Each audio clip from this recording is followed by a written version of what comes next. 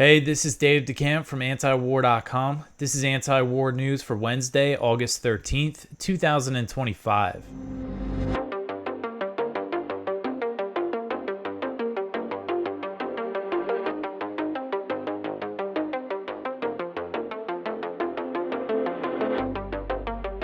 All right, the first story at the top of antiwar.com today. Netanyahu is very much attached to Greater Israel.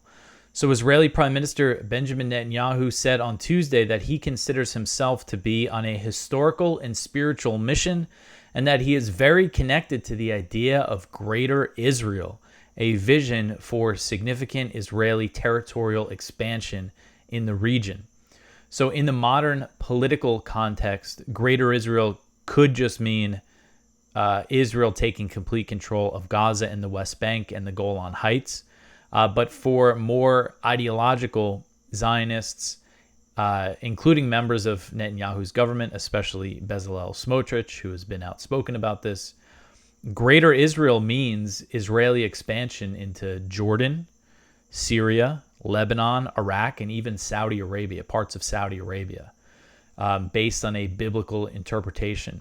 So Netanyahu made these comments to Israel's I-24 when the interviewer gifted him an amulet showing Greater Israel. And now, according to the Times of Israel, the amulet was not shown on camera, so we don't know what the boundaries of this particular Greater Israel were. A lot of the maps that you see are just show Israel and Gaza and the West Bank, as well as Jordan. Jordan's territory is Greater Israel, but some go beyond that, including the Sinai Desert and Egypt, and then parts of, as I said, Syria and Iraq and everything. But so anyway, he was gifted this amulet, and then the interviewer asked Netanyahu if he felt a connection to the vision of a Greater Israel, and he said, very much. That was his answer. And this picture that I put in here, this is a propaganda poster from the Irgun, which was a Zionist paramilitary group, a terrorist organization that carried out terrorist attacks against Palestinians and British authorities in the Mandatory Palestine as well. But this is a propaganda poster from them from 1931, and it says it labels this the land of Israel, and this is the borders of both Mandatory Palestine and the Emirate of Transjordan, which is, so it's basically Israel, the West Bank, Gaza, and Jordan.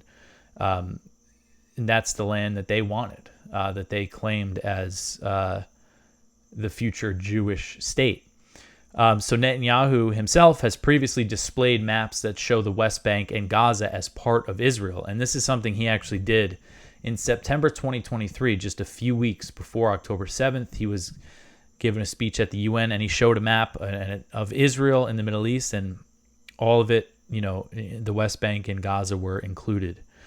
And last year, actually it was in 2023, Smotrich, the Israeli finance minister, he stirred some controversy because he spoke at an event where the Greater Israel map was prominently displayed. And in this particular one, it showed Israel and Jordan. And Jordan was not happy about that, of course. And in an interview that Smotrich did last year in a documentary, he said that Israel would take territory in Arab countries little by little, and pointed to all the surrounding countries. And he said that it is written that the future of Jerusalem is to expand to Damascus. And what have we seen happen in the past few years, especially since the regime change in Syria? Israel has taken more Syrian territory beyond the Golan Heights that it's occupied for decades, but has pushed further into Syria and southern Lebanon. They don't control much actual territory in southern Lebanon, but they have these 5 military outposts, and essentially we see these like ground incursions. So they have a presence in southern Lebanon beyond the border there. And we've seen Smotrich and other Israeli officials say that they should just take it. They should just take the territory in southern Lebanon, just take it over. And of course, they're pushing for the takeover, a complete takeover of Gaza and everything. So Netanyahu was also asked in this interview if he felt that he was on a mission for the Jewish people, and said that he was, quote, on a mission of generations. There are generations of Jews that dreamt of coming here, and generations of Jews who will come after us. So if you're asking if I have a sense of mission, historically and spiritually, the answer is yes, end quote. So very provocative thing for him to, essentially endorse the vision for greater Israel, especially when it could mean taking so much more territory than Israel already has. All right, so the next one here, Israel is in talks about moving Palestinians in Gaza to South Sudan. So Israel is in talks with South Sudan about the possibility of moving Palestinians in Gaza to the East African country, and this was reported by the Associated Press on Tuesday. So Israeli Prime Minister Benjamin Netanyahu and other Israeli officials have been open about their desire for the ethnic cleansing of the Palestinian population of Gaza. It's no secret. They call it the Trump plan now that Trump has said the Palestinians should all go. But so far as we know, they haven't found any countries that are willing to accept a large number of Palestinian refugees from Gaza. And of course, Netanyahu has framed this idea as voluntary migration, but the destruction of Gaza and the threat of being killed by the Israeli military or by starvation due to the Israeli blockade mean there's nothing voluntary about this. Even though many Palestinians in Gaza say, don't want to leave, they don't want to give up their home, they don't want to leave their land. I am sure, considering the situation there, if they were given the option, many would take it. And again, there's just nothing voluntary about that, because it's either you go or you're going to be destroyed. You're going to be killed. So in an interview on Tuesday, Netanyahu said that he would allow Palestinians in Gaza to leave. This is what he said, quote, give them the opportunity to leave. First of all, combat zones, and generally to leave the territory if they want, end quote.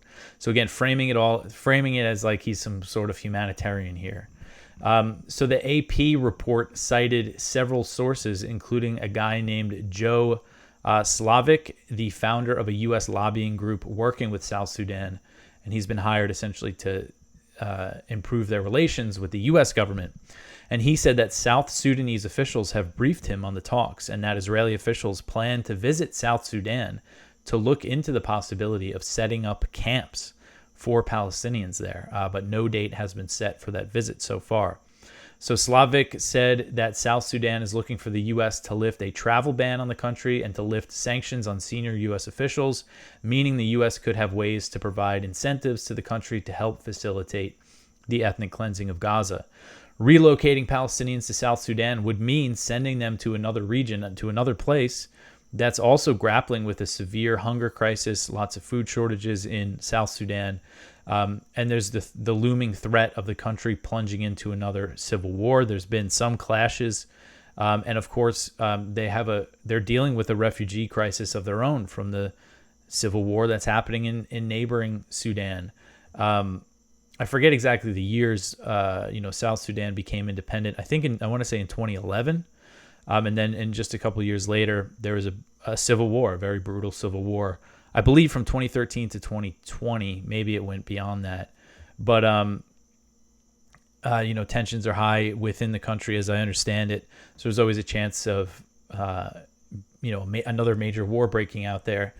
And, the previous reports that we've seen, other places that they're in discussions with about sending the Palestinians there, about, forcing them to go there, include Sudan, not South Sudan, but Sudan, where this huge war is raging and famine is spreading. That's one country they're apparently considering. And then Somalia is another one, which is another war-torn country. There's been talk of Libya. And this is serious. Again, we haven't seen any indication that any of these countries have said yes, that they're willing to do this, but they're serious about this. There's a report from Axios last month that the head of the Mossad went to Washington and met with officials at the White House, asking for help getting countries to agree to take in the Palestinians. And of course, they're going to need the U.S. because the U.S. is going to have to offer these countries essentially bribes to get them to do this. And, some of these countries, not necessarily countries, but people within these certain countries could, I think, have motive to please the U.S., including, I know, Somaliland. which is in northern Somalia, which has essentially acted as a de facto independent state for decades and has been relatively stable compared with the rest of Somalia. They're looking for recognition from the U.S., and Somaliland is one of the potential places that they're talking about. And then I know Haftar in Libya, he's the warlord who controls, I don't know exactly how much territory, but a significant chunk of Libya. He's also looking for support from the U.S., so he might be willing to play ball. And I wouldn't be surprised if the U.S., if they go through with something like this, if the U.S. Foots the bill, because that seems to generally be the case with anything when it comes to Israel. So more talk of the ethnic cleansing. And again, they're just so open about this, that this is their ultimate goal, that this is what they really are trying to do here. All right, so the next one here, excuse me, sorry. Israeli unit justifies killing hundreds of Gaza journalists. So this article's from The Cradle. So Israeli investigative journalist Yuval Abraham said on August 11th that Israel's military intelligence created a specific unit aimed specifically at justifying attacks in Gaza, including the killing of journalists. His comments came after an Israeli airstrike assassinated Al Jazeera journalist Anas al-Sharif and the outlet's entire Gaza City crew. So this is what Abraham said. He said, quote, "After October 7th, a team called the Legitimization Cell was established in AMAN, referring to the Israeli Military Intelligence Directorate, which includes Unit 8200. He continued, intelligence personnel searched for information to provide legitimization for the army's actions in Gaza, failed Hamas launches, use of human shields, exploitation of the civilian population. A primary mission was to find Gazan journalists who could be portrayed in the media as Hamas operatives in disguise. The goal was to whitewash the killing of all other journalists by creating doubt and adding that entire days were invested in this matter, and they found nothing. I think Israel killed Anas al-Sharif simply because he was a journalist, and for the same reason, international media is prevented from entering Gaza so that the crimes are seen less," end quote. Excuse me. So Abraham, he is a writer for 972 magazine. He was involved in the documentary No Other Land. But all these investigative reports he's done for 972, he has pretty serious sources within the Israeli military. And he's saying that, just the fact they created a unit to try to justify these things. So all this propaganda that we see about Sharif, that we see spread by Israel and its supporters, there's an intelligence effort behind this. All right, so the next one here. The IDF kills 89 Palestinians in Gaza in 24 hours. So Gaza's health ministry said on Tuesday that Israeli forces killed 89 Palestinians and wounded 513 over the previous 24-hour period as relentless U.S.-backed Israeli attacks continue across the Strip. The health ministry said that the bodies of 11 other Palestinians killed by previous Israeli attacks were also recovered, so a total of 100 were added to the death toll. And among those killed were 31 Palestinians attempting to get aid, and another 388 aid seekers were injured, so the daily massacres of aid seekers continue. The health ministry says it's recorded the deaths of 1,838 aid seekers since the end of May and the wounding of 13,409. So a huge amount of casualties of just people trying to get food. Medical sources told Al Jazeera that at least 14 aid seekers were killed by Israeli gunfire on Tuesday. And on top of the violent deaths, Palestinians continue to starve to death due to the U.S.-backed Israeli blockade. The health ministry said that Gaza hospitals recorded 5 more malnutrition deaths, including 2 children.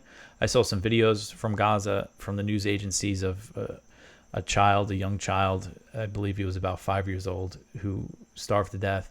Also an old man, just absolutely horrific. And the famine continues because people suffering from malnutrition need serious medical care and real access to nutrition and food that they need. And heavy Israeli airstrikes continued on Gaza City as they've approved this plan to capture the city, and they're ramping up the airstrikes before they go ahead with that offensive. All right, so the next one here, 24 U.S. allied nations urge Israel to lift restrictions on aid to Gaza.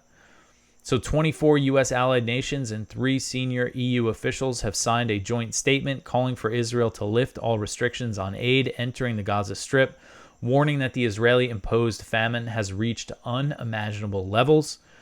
The statement published by the British Foreign Ministry comes as Palestinians continue to starve to death every day in Gaza due to the U.S.-backed Israeli blockade. So the statement says, quote, "The humanitarian suffering in Gaza has reached unimaginable levels. Famine is unfolding before our eyes. Urgent action is needed now to halt and reverse starvation. Humanitarian space must be protected, and aid should never be politicized. We call on the government of Israel to provide authorization for all international NGO aid shipments and to unblock essential humanitarian actors from operating. Immediate, permanent, and concrete steps must be taken to facilitate safe, large-scale access for the UN, international NGOs, and humanitarian partners. All crossings and routes must be used to allow a flood of aid into Gaza, including food, nutrition supplies, shelter, fuel, clean water, medicine, and medical equipment," end quote. They also warn that there's new restrictions that could force aid groups and other NGOs to have to leave the Palestinian territories. So they're rolling out some sort of new restriction and registration requirements for NGOs that operate in Gaza and the West Bank. So amid the starvation, they're adding more bureaucracy and red tape. And that's a lot of, how they do this. And U.S. and Israeli officials have been denying that Israel is responsible for the starvation in Gaza, but a report published by the Israeli newspaper Haaretz on Tuesday detailed how Israeli restrictions are responsible for the famine and all the different ways that they restrict things, including by labeling dates, luxury items, and also potatoes, apparently because they have a long shelf life, they could be used by Hamas. That's apparent. That's what this article says, that because potatoes have a long shelf life, they can be taken by Hamas and then sold later on for them to make money. So these are the sorts of things that they do to starve Palestinians. I mean, I think it's very clear that that's what this stuff is all designed to do. And this is, again, 24 U.S. allied countries saying this, calling it famine, saying it's because of the Israeli restrictions. And it just goes to show how out of step the U.S. is, not only with the world, but with its allies, with countries considered its closest allies. So I'll read the list of these 24 countries. It includes Australia, Belgium, Canada, Cyprus, Denmark, Estonia, Finland, France, Greece, Iceland, Ireland, Japan, Lithuania, Luxembourg, Malta, the Netherlands, Norway, Portugal, Slovakia, Slovenia, Spain, Sweden, Switzerland, and the UK. So again, we've seen a lot of these countries speaking out about this when the U.S. is just going on and defending everything, justifying, lying, just to continue supporting this genocide in Gaza. All right, so the next one here, Hamas delegation in Cairo to push for Gaza ceasefire. This one's from the Cradle. So a senior Hamas delegation arrived in Cairo on August 12th for consultations with Egyptian officials on efforts to revive talks over a ceasefire proposal for Gaza. Egyptian state-affiliated Al Qahira News has reported. The group, led by senior Hamas official Khalil al-Hayya, is expected to reaffirm the movement's readiness to resume negotiations, according to a Palestinian official familiar with the mediated process. The official told Reuters that Hamas believes negotiations is the only way to end the war and is open to discuss any ideas that would secure an end.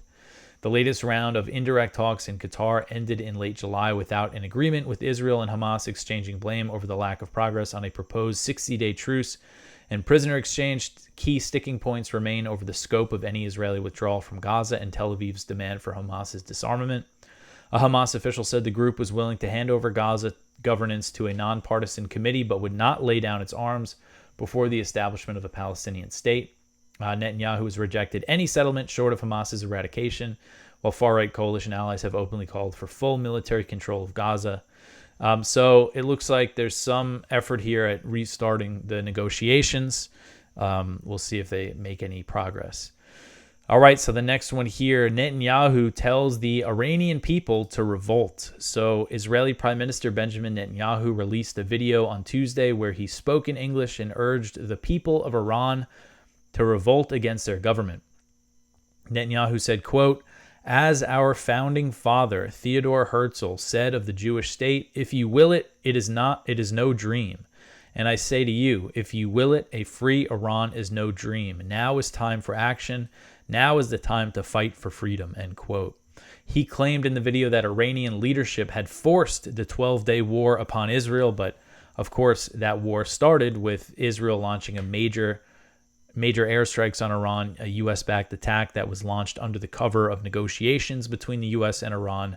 A very deceptive thing that both the U.S. and Israel did there. And, this is concerning because Netanyahu, he released similar videos during the war. There's signs that, it's clear Israel wants another war with Iran. They want the U.S., to get more involved if things go down again. And, we're seeing threats. Israel Katz, the defense minister, again on Monday, essentially threatened to kill the Ayatollah, Ali Khamenei. And, when it comes to the U.S., Trump, is threatening to bomb Iran again if they restart uranium enrichment. And Iran is saying, we need assurances for diplomacy to start, and threatening to bomb them is not any kind of assurance. And Iran's also saying that, any demands for them to give up their enrichment just isn't going to go anywhere. And there's a good article from Trita Parsi in Foreign Policy that we have on the page, essentially saying that Iran is, both sides are getting ready for war, and I think that's pretty clear. And his argument is that if this happens again, Iran's not going to hold back, and it'll be a lot bloodier. It'll be a lot more of a bloody war than what we saw back in June. So we do seem to be moving in this direction toward another war with Iran. All right, so the next one here, talks on Suwayda end with statement backing Syrian sovereignty. So this article is from Jason Ditz. So talks were held Tuesday in Amman, Jordan, related to the ongoing situation in Syria's Suwayda. No Druze were permitted to attend the talks, which were between the Jordanian foreign minister, the Syrian foreign minister, and the U.S. envoy Tom Barrack. The sides discussed the tentative ceasefire in Suwayda, which was put in place after the massacre of a large number of Druze living there, many of them by government security forces. Though they suggested those responsible should be held accountable, the statement mostly lauded Syria for its efforts to convince displaced locals to return to their homes. So again, going to show that the U.S. is so skewed on the side of the HTS, Al-Qaeda government in Syria, that after these massacres, they're still backing them, and praising them and everything. The Suwayda is still, I believe, under some sort of blockade. And there's reports that they might set up some kind of humanitarian corridor between Israel and Suwayda, which I feel like that could just be used as a way for Israel to grab more territory in southern Syria. But we'll see.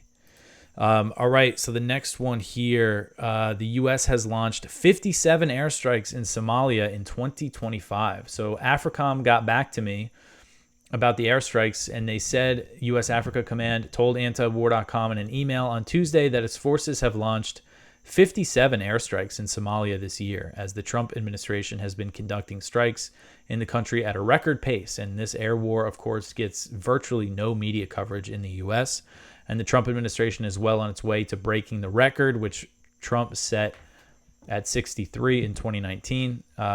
So if you remember, I think, did I cover it yesterday? Yeah, I think so. So AFRICOM put out a statement on Monday saying that they launched a series of airstrikes in Somalia from August 1st to August 8th. So I asked them how many airstrikes they launched and how many airstrikes they launched in the year. And they said within that week, there was a total of 5 airstrikes, and that they've launched 57 throughout the year. And this was to support a battle between al-Shabaab, the U.S.-backed government, and the African Union Force. The Ugandan soldiers under the African Union Force were fighting al-Shabaab to retake this town, Barir, which is pretty close to Mogadishu, about 30 miles west. And it does appear that they won this battle, but overall they've been losing to al-Shabaab. And Mogadishu is still considered to be under threat of a major al-Shabaab attack. But the U.S. has kept the air war going, just doubling down on propping up this government and everything. All right. So the next one here, Zelensky says that he will not cede the Donbas to Russia. So this one's from Kyle Anzalone at the Libertarian Institute.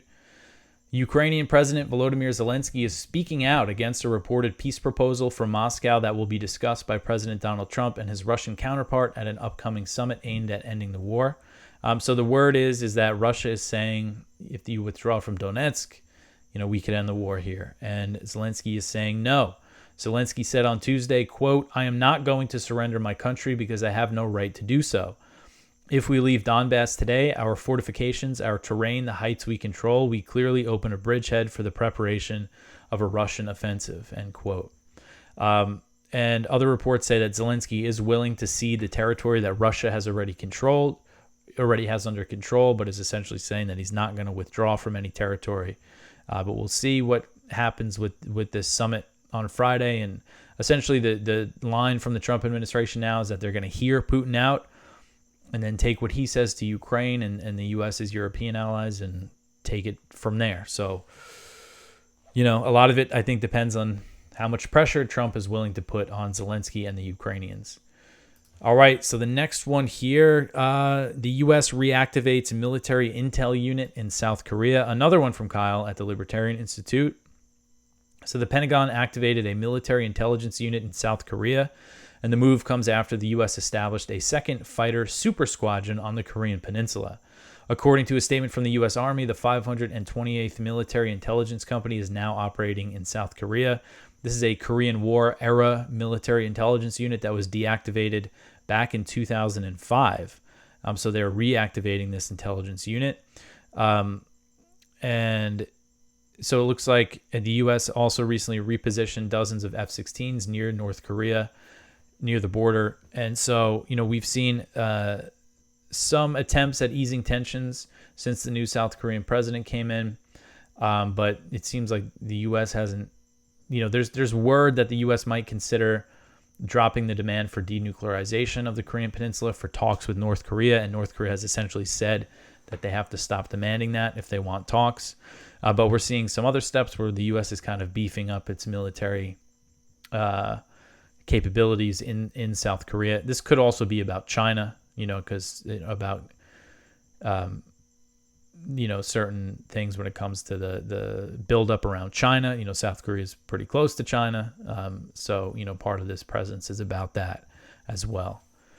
All right, so the last one here, the Pentagon to create a domestic civil disturbance force. This is another one from Kyle. So the Department of Defense is planning to create a rapid response force of National Guard troops to quickly deploy to American cities where protests or unrest are occurring. On Tuesday, the Washington Post reported that it obtained documents showing the Pentagon is creating a domestic civil disturbance quick reaction force.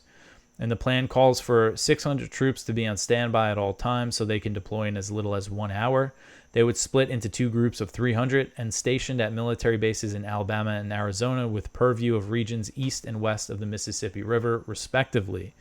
And this is coming, again, we see these reports of, not reports, Trump has announced that the federal government's basically taking control of D.C., taking control of the D.C. police force, and also deploying 800 National Guard troops to crack down on crime in the city. And as I said yesterday, I think a big part of this is kind of normalization, setting precedents so they can do things like this in other parts of the country. All right, so that is it for the news for today. Please go check out our viewpoints. One from Kelly Vlahos. Israel's military is taking over Gaza City, and you'll pay for it. One from Jeffrey Sachs. Open letter to Israel Foreign Minister Saar. One from Stavrula Papst at the Responsible Statecraft. The expanding gravy train for the new land-based Sentinel nuke. One from Noah Carl. Brett Stevens is wrong about mortality in Gaza. Our spotlights from Trita Parsi. The next Israel-Iran war is coming. Definitely go give that a read. That's everything. Go visit the page, even if you watch this show, as I always say. You could support us by liking, sharing, subscribing. Tell your friends about antiwar.com. Follow us on social media. Follow me on Substack, davedecamp.substack.com. I actually own the domain davedecamp.com, so maybe I'll try to change it to that. But anyway, let's see what else. Ron Paul Institute Conference this weekend in D.C. The link is in the description. You put in anti-war for a super discount. Very foreign policy focused. If you like this show, you'll definitely like the conference. I highly recommend their conferences in general, but this one's gearing up to be a really good one. Anyway, that is it for me for today. I will be back tomorrow with some more news. Thanks for listening.